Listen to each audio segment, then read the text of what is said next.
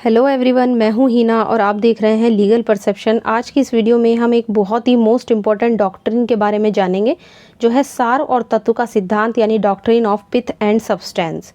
इस सिद्धांत के माध्यम से हम और भी काफ़ी चीज़ें जानेंगे और साथ ही हम इससे रिलेटेड जो केस लॉज हैं वो भी देखेंगे। लेकिन आगे बढ़ने से पहले मैं आपको बताना चाहूँगी कि अगर आप इस वीडियो लेक्चर की PDF लेना चाहते हैं, आप फ्री में टेलीग्राम से ले सकते हैं, जिसका लिंक आपको डिस्क्रिप्शन में मिल जाएगा। तो चलिए शुरू करते हैं। देखिए, पिथ एंड सब्सटेंस रूल्स जो है वो अक्सर जो है वो एग्ज़ाम में आता है। कॉन्स्टिट्यूशन सेकंड जो LLB में एक सब्जेक्ट की तरह से आता है, तो वहीं पर हमें कभी कभी एग्ज़ाम में पिथ एंड सब्सटेंस जो डॉक्ट्रिन है या सार तत्व का सिद्धांत भी हम इसे हिंदी में जानते हैं, तो उसको हमें लिखना होता है। साथ ही हमें कुछ केस लॉज भी लिखने होते हैं। तो अब हम इसके बारे में जानेंगे। सबसे पहले इसके बारे में जान लेते हैं कि इसका अर्थ क्या है, इसका मतलब क्या है। तो देखिए, यहाँ पे बताया गया है कि जब एक विधानमंडल के द्वारा बनाई गई कोई विधि, अब विधानमंडल के बारे में पहले जान लेते हैं। देखिए, जिस तरह से सेंटर में पार्लियामेंट होती है ना, पार्लियामेंट होती है, उसके दो हाउसेज होते हैं, लोकसभा और राज्यसभा। इसी तरह से स्टेट में भी विधानमंडल होता है और उसके भी दो हाउस होते हैं, दो सदन होते हैं, एक विधानसभा और एक विधान परिषद। तो यहाँ पे बात हो रही है विधानमंडल की, यानी यहाँ पे विधानसभा की भी बात हो रही है और विधान परिषद की भी बात हो रही है। तो जब एक विधानमंडल कोई विधि बनाता है, यानी कि स्टेट के बेसिस पर, और वो विधि दूसरे विधानमंडल के क्षेत्र में अतिक्रमण करती है, यानी कि उसके एरिया को क्रॉस कर जाती है, जिस पर उसको लॉ बनाने की कोई शक्ति नहीं थी, है ना, किसी दूसरे स्टेट के विधानमंडल को लॉ बनाने की शक्ति थी। तो इस बात का अवधारण करने के लिए कि जो लॉ बनाया गया है वो उस विधानमंडल की शक्ति के अधीन आता है या नहीं, कोर्ट सार और तत्व के सिद्धांत को लागू करता है। यानी पिथ एंड सब्सटेंस का जो रूल है, जो डॉक्ट्रिन है, वो कोर्ट तब इस्तेमाल करता है जब उसे लगता है कि जिस विधानमंडल ने लॉ बनाया है वो क्या उसने दूसरे विधानमंडल की शक्ति का अतिक्रमण किया है, मतलब दूसरे विधानमंडल के क्षेत्र को, एरिया को उसने क्रॉस किया है, उसे उस पर लॉ बनाने की पावर थी या नहीं। तो वहाँ पे कोर्ट इस सिद्धांत को अपनाता है और इसको देखता है। देखिए, आमतौर पर किसी भी अधिनियम में ऐसे बहुत सारे प्रोविज़न होते हैं जो दूसरे विधानमंडल को विधि बनाने की शक्ति का अतिक्रमण करते हैं। अगर हम उनका शाब्दिक निर्वचन करें, यानी हम उनका वर्डली इंटरप्रिटेशन करते हैं, तो इस तरह के विधान अवैध हो जाएंगे। मतलब इस तरह के जो लॉज बनाए जाते हैं दूसरे विधानमंडल की शक्ति का अतिक्रमण करके, वो अवैध हो जाएंगे, वो इलीगल हो जाएंगे। लेकिन उस विधि का वास्तविक उद्देश्य क्या है ना, ये हमें देखना पड़ेगा कि किस पर्पस से वो लॉ जो है वो बनाया गया है ना। ऐसे विषय से संबंधित है जिस पर विधानमंडल विधि बनाने में सक्षम तो है, उसे विधिमान्य घोषित कर दिया जाएगा। यानी अगर एक विधानमंडल अपनी शक्ति का अतिक्रमण करके दूसरे विधानमंडल के क्षेत्र में अतिक्रमण करके कोई लॉ बनाता है, जिस पर उसे लॉ बनाने की शक्ति अगर है, उसमें उसका पर्पस देखा जाएगा कि उसका क्या उद्देश्य है। अगर उसे अधिकार है तो फिर वो लॉ जो है आपका अविधिमान्य नहीं होगा, वो लीगल माना जाएगा। वह दूसरा विधानमंडल के अधिकार क्षेत्र में आने वाला जो विषय है, जिस पर उसने, जिस सब्जेक्ट पे लॉ बनाया गया है, वो मुख्य तौर से उसका अतिक्रमण करता है। तो ये चीज़ हमें देखनी है। तो इसका मीनिंग मैं आशा करती हूँ आपको समझ में आ गया होगा। तो हमें किसी भी लॉ का सार और तत्व देखना है ना, उसका बेसिस देखना है, उसका उद्देश्य देखना है कि किस पर्पस से उसको बनाया गया है। अब इस चीज़ को हम क्लियर करेंगे केस के माध्यम से। सबसे पहला केस आता है AS कृष्ण वर्सेस मद्रास राज्य का केस, 1957 का केस है।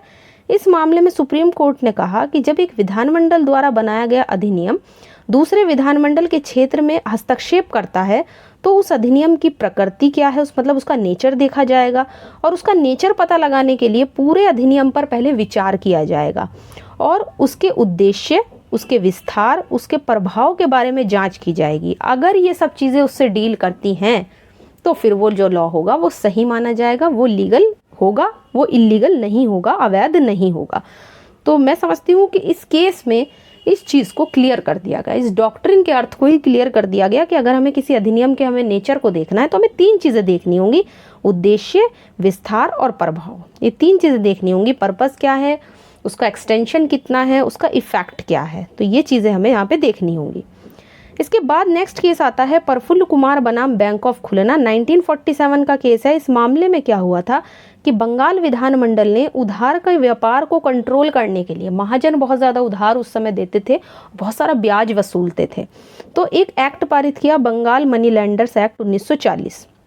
अब इस अधिनियम ने बंगाल में जो कर्ज पर ब्याज की दर थी उसको सीमित कर दिया था, उसको लिमिटेड कर दिया था कि ब्याज जो है वो ज़्यादा नहीं वसूला जा सकता, जिससे जो ऋणदाता थे जो कर्ज देते थे वो ब्याज संविदा करके भी ज़्यादा वसूल नहीं सकते थे। अगर वो किसी से कॉन्ट्रैक्ट भी कर लें ज़्यादा ब्याज का तो वो वसूल नहीं सकते थे। वादी जो एक ऋणदाता था उसने इसको चुनौती दी, उसने इसको चैलेंज किया कि बंगाल विधानमंडल की विधायी शक्ति के बाहर है, उसने ऐसा एक्ट कैसे पारित कर दिया, क्योंकि ये संघ सूची का विषय है। उन्होंने कहा ये यूनियन लिस्ट में आता है, स्टेट लिस्ट में नहीं आता, जो विधानमंडल बना रहा है ना।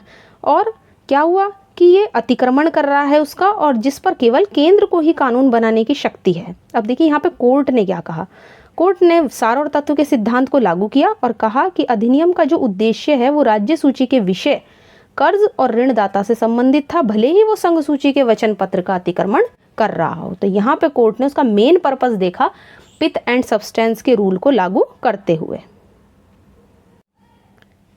इसके बाद नेक्स्ट केस आता है बम्बई राज्य बनाम बालसारा का केस, 1951 का केस है। इस मामले में भी कुछ ऐसे ही फैक्ट्स थे कि बम्बई मद्य निषेध अधिनियम की संवैधानिकता को चुनौती दी गई थी, यानी कि जो ड्रग्स वगैरह के जो भी मादक पदार्थ होते हैं नशे वगैरह करने के, उस पर एक एक्ट पारित किया गया था, उसको चैलेंज किया गया, क्योंकि इस एक्ट ने राज्य में जो मादक द्रव्य थे उनको खरीदने और रखने पर रोक लगा दी गई थी।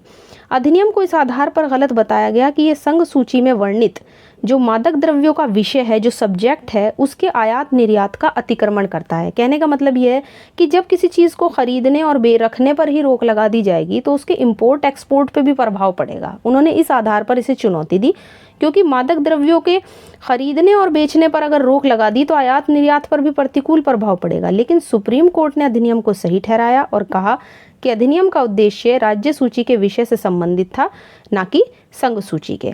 तो इस तरह से यहाँ पर जो कोर्ट ने इस चीज़ को बिल्कुल क्लियर कर दिया कि जो पिथ एंड सब्सटेंस का जब सिद्धांत लागू होता है तो अगर किसी विधानमंडल ने कोई एक्ट बना दिया तो वहाँ पे इस सिद्धांत को लागू किया जाता है। उसका मेन पर्पस देखा जाता है कि बेसिकली किस पर्पस से वो एक्ट बनाया गया है। अगर उसका पर्पस बिल्कुल सही है, सही लगता है, उसका नेचर वगैरह सब कुछ देखकर, तो उसको सही ठहराया जाएगा, अदरवाइज वो जो है इलीगल होगा। तो आशा करती हूँ इस छोटी सी वीडियो में आपको पिथ एंड सब्सटेंस रूल जो है वो केस लॉस के साथ बिल्कुल क्लियर हो गया होगा। और जैसा कि मैंने स्टार्टिंग में बताया था कि अगर आप इस वीडियो लेक्चर की PDF लेना चाहते हैं, आप फ्री में टेलीग्राम से ले सकते हैं, जिसका लिंक आपको डिस्क्रिप्शन में मिल जाएगा। और आशा करती हूँ वीडियो आपको पसंद आया होगा। वीडियो अगर पसंद आया है तो वीडियो को लाइक कीजिए, शेयर कीजिए और चैनल को सब्सक्राइब करना मत भूलिए।